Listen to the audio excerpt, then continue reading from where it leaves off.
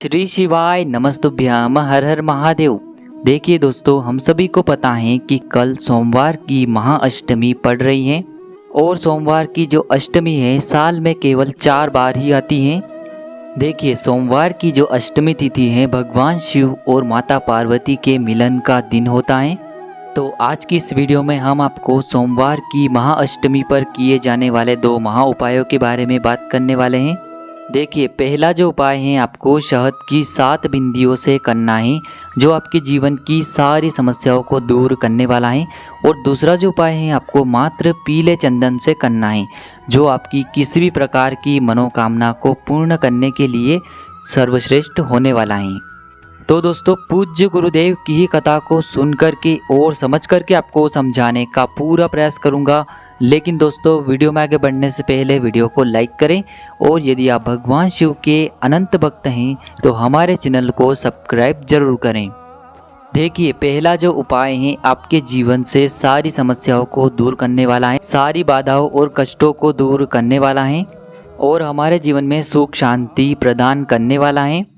देखिए, इस उपाय को करने के लिए सबसे पहले आपको एक बेलपत्र लेना है। बेलपत्र आपको खंडित नहीं लेना है, इस बात का ध्यान रखें। यदि आपको बेलपत्र नहीं मिल पाता है तो आप शिवलिंग पर चढ़े हुए बेलपत्र को साफ सुथरे पानी से धो करके उपयोग कर सकते हैं। साथ में आपको थोड़ा सा शहद लेना है और साथ में आपको एक तांबे के पात्र के अंदर शुद्ध जल ले लेना है। दोस्तों, ध्यान रखें कि जो आप जल लेंगे वो आपको अपने घर से ही लेकर के जाना है। अब दोस्तों, इन सभी सामग्रियों को लेकर के चले जाना है आपको भगवान शिव के मंदिर में। यह उपाय आप सुबह से लेकर के शाम तक किसी भी समय कर सकते हैं, लेकिन सोमवार की अष्टमी के दिन प्रदोष काल के समय इस उपाय को करने का अपना अलग ही महत्व होता है, क्योंकि सोमवार की अष्टमी के दिन साक्षात शिवलिंग में भगवान शिव और माँ पार्वती विराजमान रहते हैं।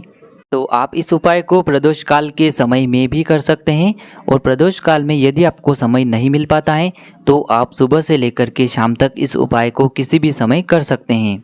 देखिए, शहद जो है हमारे जीवन से समस्याओं को दूर करके हमारे जीवन में सौभाग्य वृद्धि करता है और साथ ही साथ जो बेलपत्र हैं वह हमारे महादेव को अति प्रिय होता है। इसीलिए इस उपाय में हमें बेलपत्र का प्रयोग करना है।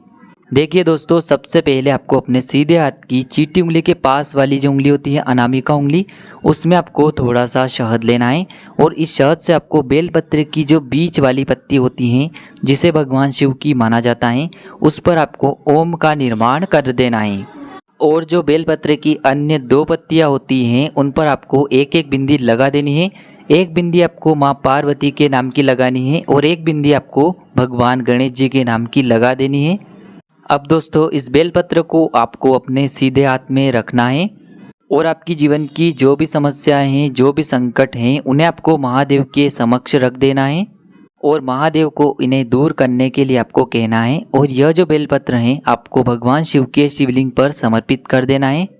देखिए, जिस भाग पर आपने ओम का निर्माण किया है और एक एक बिंदी लगाई है वह शिवलिंग से स्पर्श होना चाहिए और जो बेलपत्र की डंडी है वो आपको जलाधारी की ओर रखना है। इस प्रकार से आपको यह बेलपत्र समर्पित कर देना है। अब देखिए दोस्तों, शहद से आपको शिवलिंग पर 7 बिंदियों का निर्माण करना है।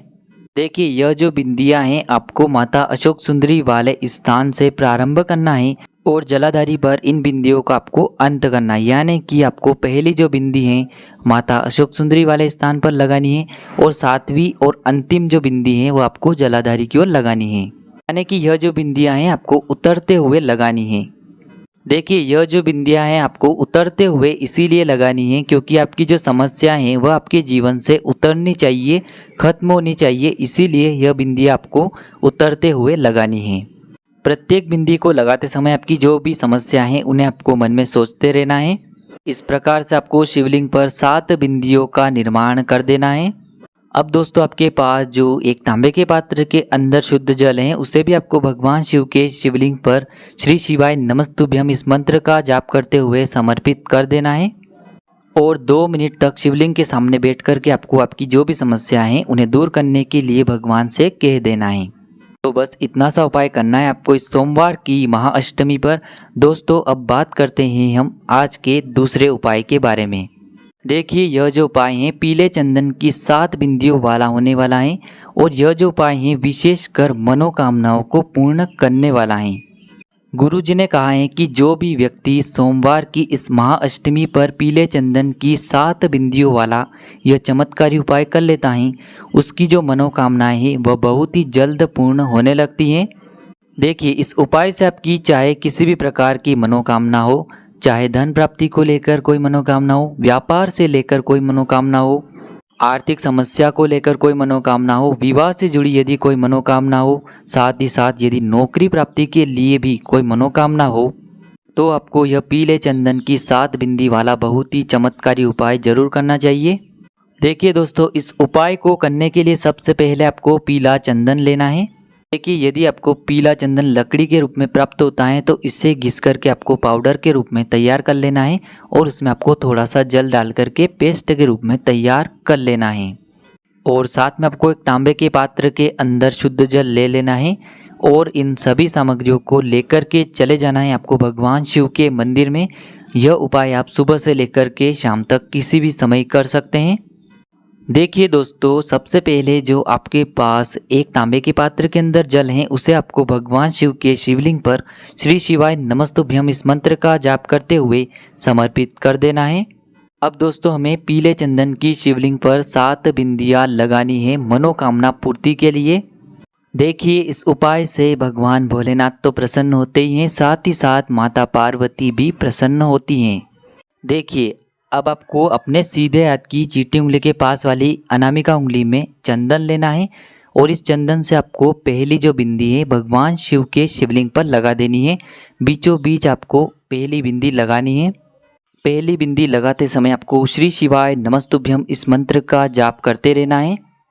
दूसरी जो बिंदी है आपको पीले चंदन की वह लगानी है भगवान शिव के शिवलिंग के सीधे तरफ जहाँ भगवान गणेश का स्थान होता है वहाँ पर आपको दूसरी बिंदी लगा देनी है।